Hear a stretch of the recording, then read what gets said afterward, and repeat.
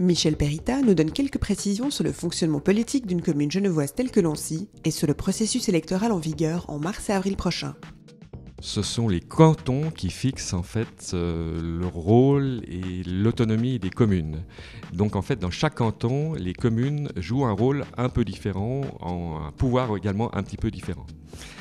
Donc en ce qui concerne Lancy, c'est une commune donc, qui se trouve dans la catégorie des communes de plus de 3000 habitants, puisqu'il y en a 29 000 et quelques. Et donc, c'est une commune qui a donc, deux organes principaux en ce qui concerne ses autorités. D'une part, le conseil municipal, qu'on peut considérer comme un pouvoir législatif, bien qu'il n'y ait pas de législation communale. Et puis, un pouvoir exécutif, qui est le conseil administratif. Et donc, pour le nombre de personnes qui siègent au conseil municipal est proportionnel à la population. Et en l'occurrence, il y a 35 municipaux. Et pour l'exécutif, il y a 3 conseillers administratifs. Le conseil municipal, je dirais que c'est un parlement communal qui statue, qui décide beaucoup sur des dépenses dans le fond. Beaucoup de ces décisions portent sur des dépenses effectuées pour la bonne marche de la commune dans le cadre de ses compétences. Pour le conseiller administratif, son rôle, c'est d'exécuter, bien entendu, les décisions du municipal, mais le conseiller administratif a aussi une force, je dirais, de proposition. Souvent, les propositions viennent du conseil administratif, elles sont ensuite entérinées ou non par le municipal. L'exécutif se répartissent évidemment les différents dicastères, les différentes charges typiques de la commune. Donc en ce qui concerne les communes genevoises, leurs rôles principaux portent, disons, sur l'aménagement du territoire, sur l'aménagement de certaines routes, les routes communales, les bâtiments scolaires, le social, le sport et les loisirs, la culture et également la sécurité. Je crois que j'ai fait à peu près le tour. Ce qu'il faut peut-être juste ajouter, c'est qu'à Genève, les communes ont relativement peu de pouvoir. Elles ont pas mal aussi de rôles consultatifs, mais en définitive, en ce qui concerne certains domaines, c'est le canton qui tranche. Mais c'est quand même l'organe de proximité en ce qui concerne les décisions, bien sûr, de la commune et qui touche donc directement les habitants. Il y a un maire, mais un maire qui n'a pas plus de pouvoir que ses collègues, mais qui a un rôle, disons, représentatif. Et cette tâche de maire change, passe au 2e et au 3e, ainsi de suite, chaque année. Donc il y a une rotation. Et puis, évidemment, comme c'est sur 4 ans, il y a une personne qui est 2 fois maire durant la législature. C'est en général, je crois, la personne qui a obtenu le plus de voix. Les opérations électorales vont se dérouler en 2 temps.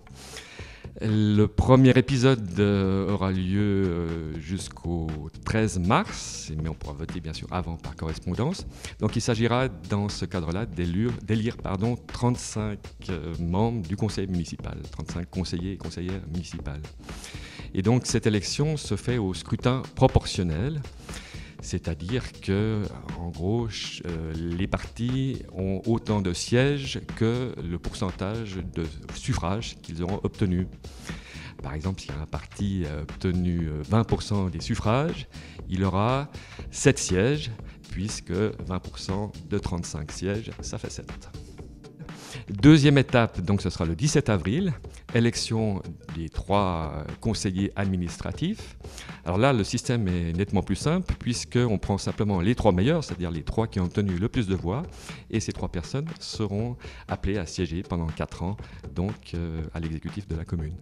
Et donc les personnes qui ont le droit de vote vont recevoir leur enveloppe, ce qu'on appelle le matériel de vote, environ une dizaine de jours avant le dernier jour du scrutin, c'est-à-dire pour le municipal le 13 mars. Et puis pour la deuxième élection, c'est la même chose, disons avant le 17 avril, une dizaine de jours avant, les personnes concernées recevront leur enveloppe avec tout le matériel nécessaire. Pour les personnes qui votent la première fois, c'est peut-être l'occasion ici de faire quelques recommandations. Donc il y a d'abord 2 manières de voter, c'est soit envoyer son enveloppe et donc de voter par correspondance, ou bien alors d'amener son enveloppe le dimanche qui clôt en fait l'élection, c'est-à-dire le dimanche 13, entre 10h et midi, pas plus tard, c'est vraiment un délai ultime. Et la même chose pour le 17 avril. Et puis en ce qui concerne Lancy, il y a 2 bureaux de vote, il y en a un au Petit Lancy et un au Grand Lancy. Et pour voter par correspondance, pour élire par correspondance, il faut envoyer son enveloppe, je dirais, au plus tard le jeudi, le jeudi qui précède donc l'échéance, pour être sûr que cette enveloppe arrive évidemment à bon port et au bon moment. les électeurs vont recevoir une enveloppe qu'on appelle donc le matériel de vote, avec en l'occurrence 7 listes qui correspondent à 7 partis différents qui se présentent aux élections municipales, au conseil municipal, plus une 8e liste qu'on appelle liste officielle où il n'y a aucun nom de parti ou de numéro. Et donc, au final, il s'agira d'établir sa liste, tout sera expliqué aussi dans l'enveloppe, et il faudra surtout mettre qu'une seule liste dans l'enveloppe bleue qu'il faudra cacheter en fait et qui sert donc à sceller le vote. Et ensuite, donc pas de liste, une seule liste. Aussi une autre petite précaution, sur les listes, il est interdit de mettre 2 noms, 2 fois le même nom, de cumuler. Et autre chose à éviter, il ne faut évidemment pas dépasser 35 noms, puisqu'il y a 35 sièges seulement en jeu.